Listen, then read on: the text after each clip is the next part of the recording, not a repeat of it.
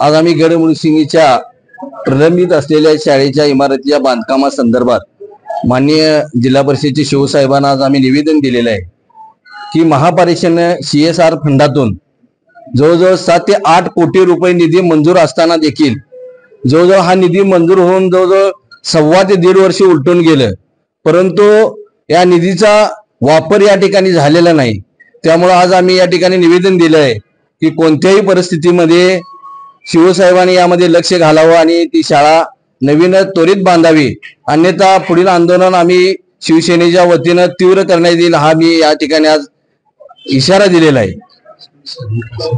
आणि शिवसाहेबांनी देखील आम्हाला एक सांगितलेलं आहे की कोणत्याही परिस्थितीत तुमची शाळा पूर्ण करण्याचं काम आम्ही 8 दिवसात चालू करतो। टेंडरची प्रक्रिया आम्ही करत आहोत, ती पूर्ण करून तुमची शाळा बांधण्याचं तुम्हाला कोणतीही आम्ही शिवसेनेला पुढचे आंदोलन करण्याची वेळ येणार नाही हे त्यांनी आम्हाला आश्वासन दिलेलं आहे। आला श्रावण श्रावण दारी हिरवाईचं तोरण। व्रतवैकल्याचा हा श्रावण गोकुळच्या श्रीखंड आणि बासुंदीने आणखी मधुर करूया। अशाच नवनवीन अपडेट पाहण्यासाठी आमच्या कोल्हापुरी कारभार म्हणजेच KK न्यूज चॅनेलला सबस्क्राईब करा।